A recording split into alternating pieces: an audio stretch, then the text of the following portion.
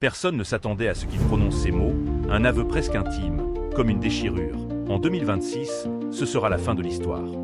Dans une France encore portée par les échos de ses triomphes, Didier Deschamps vient d'annoncer qu'il quittera la sélection après la Coupe du Monde 2026. L'homme qui a façonné l'équipe de France moderne, celui qui a mené les Bleus au sommet du monde en 2018 et les a rapprochés de l'éternité en 2022, choisit de fermer le livre au moment où tous pensaient qu'il continuerait à écrire l'histoire.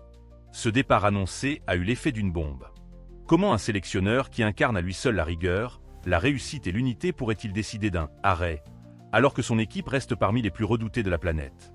Ce n'est pas seulement un départ, c'est une rupture, presque une confession.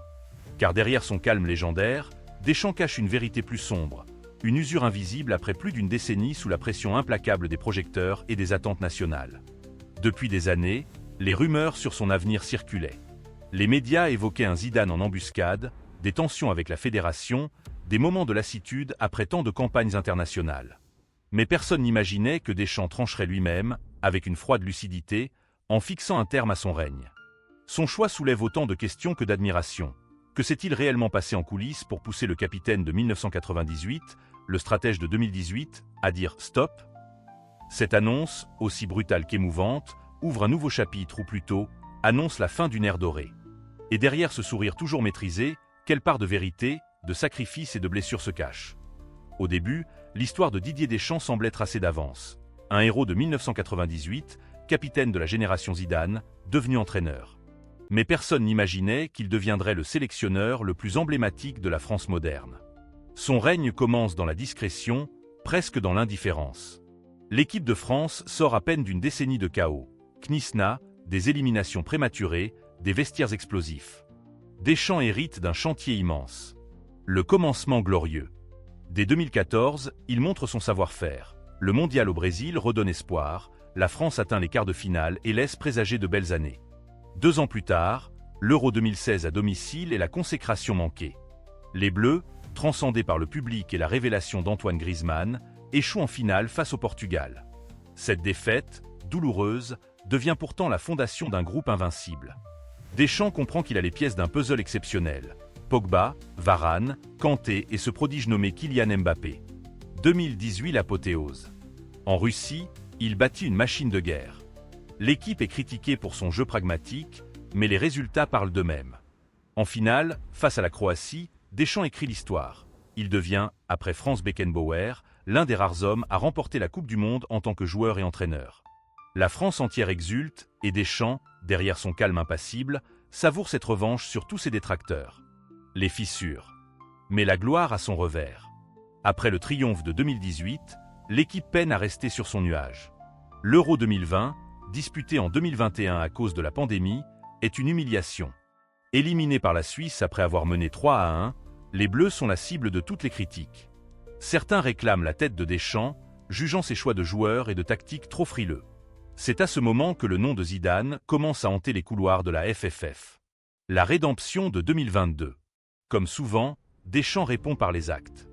En 2022, au Qatar, il emmène la France jusqu'à une finale épique contre l'Argentine de Messi. Malgré une défaite cruelle au tir au but, cette campagne redonne du crédit au sélectionneur. Son prolongement jusqu'en 2026 est alors scellé. Pourtant, des tensions subsistent, notamment autour du retour de Karim Benzema et de certaines décisions controversées qui ont alimenté la presse. Euro 2024, le début du crépuscule. À l'Euro 2024, les Bleus atteignent le dernier carré, mais sans l'éclat des années précédentes. Les critiques ressurgissent, parlant d'un cycle usé. Même certains cadres de l'équipe murmurent qu'un vent nouveau serait peut-être nécessaire. Deschamps, fidèle à son image, reste silencieux, concentré, mais quelque chose change. Dans son regard, une lassitude se lit, comme si la passion n'effaçait plus la pression constante. C'est ainsi qu'il en vient à prononcer ces mots, début 2025, en 2026, j'arrête. Pas d'annonce théâtrale, mais un ton ferme, une vérité nue. Le monde du football comprend alors que le règne de l'architecte Deschamps touche à sa fin, après plus de 10 ans d'exploits, de drames et de batailles médiatiques point derrière les sourires, les accolades et l'image d'un homme de glace, il y a un Didier Deschamps fatigué, presque brisé par plus d'une décennie de tempête. Ce que l'on ignore souvent, c'est que ce règne, malgré ses victoires, a été une lutte permanente, parfois même contre son propre camp. Ses proches le disent, l'usure psychologique l'a rattrapé. Il ne dort presque jamais après les matchs, confiait récemment un membre du staff. Il repasse tout dans sa tête, les choix, les erreurs, les polémiques. Les polémiques, justement, ont jalonné son parcours. L'affaire Karim Benzema a longtemps été une plaie ouverte. Quand Deschamps décide en 2015 de se passer de l'attaquant madrilène, la France se divise. Le joueur insinue même que le sélectionneur a cédé à des pressions politiques, une accusation qui, des années plus tard, pèse encore. Puis, en 2022, la blessure de Benzema avant la Coupe du Monde et son départ précipité du Qatar font couler des torrents d'encre. La presse évoque une brouille définitive avec Deschamps, certains allant jusqu'à affirmer que le coach n'a pas tout fait pour conserver son ballon d'or.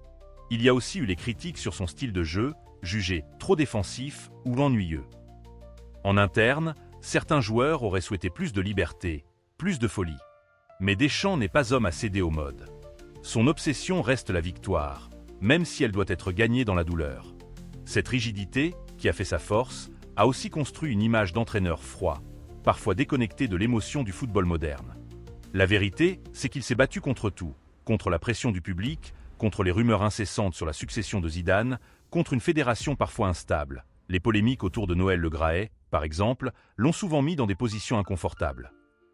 Deschamps a résisté à tout, mais ce combat lui a coûté.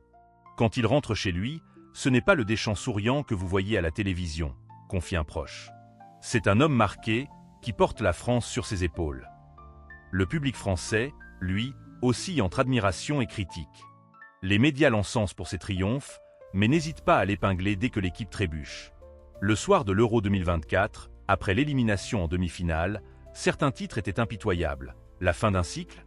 Deschamps s'obstine. Et pourtant, personne n'a jamais pu nier son impact colossal sur le football tricolore. Aujourd'hui, son départ annoncé ressemble à une confession.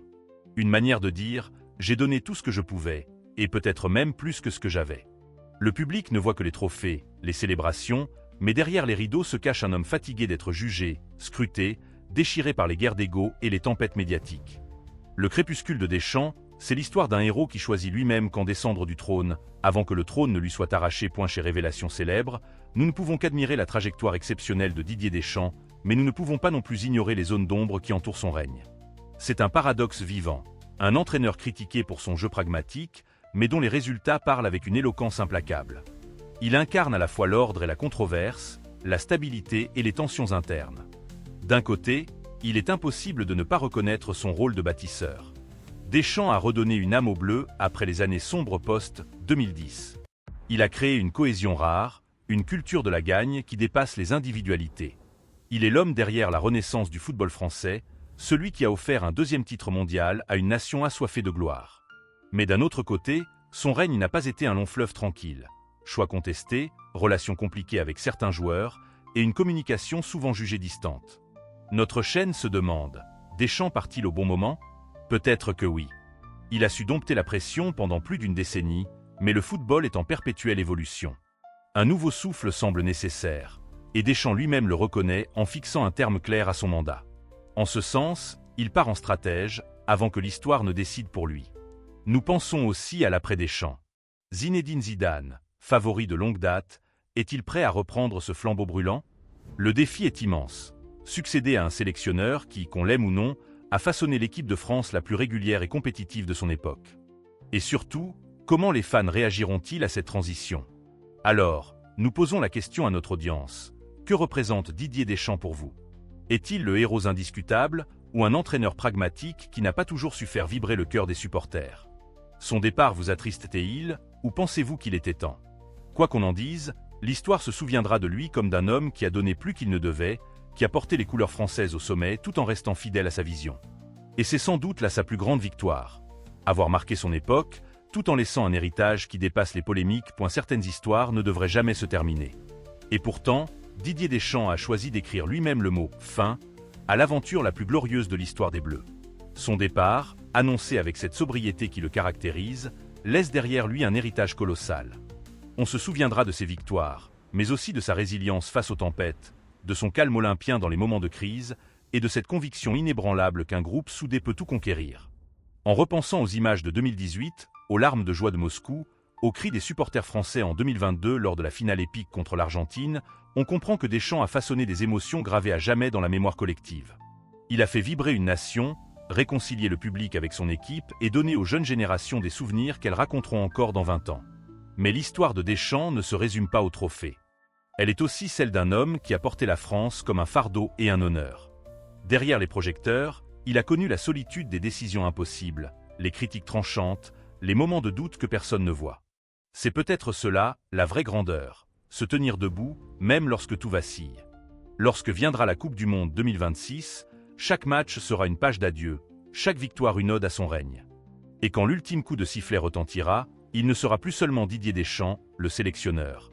Il restera dans les cœurs comme un monument, une figure presque mythique du football français. Certaines histoires ne devaient pas être connues. Mais maintenant, vous savez, l'empreinte de Deschamps sur les Bleus, sur le football et sur l'âme des supporters français, continuera à vivre bien après qu'il aura quitté la scène.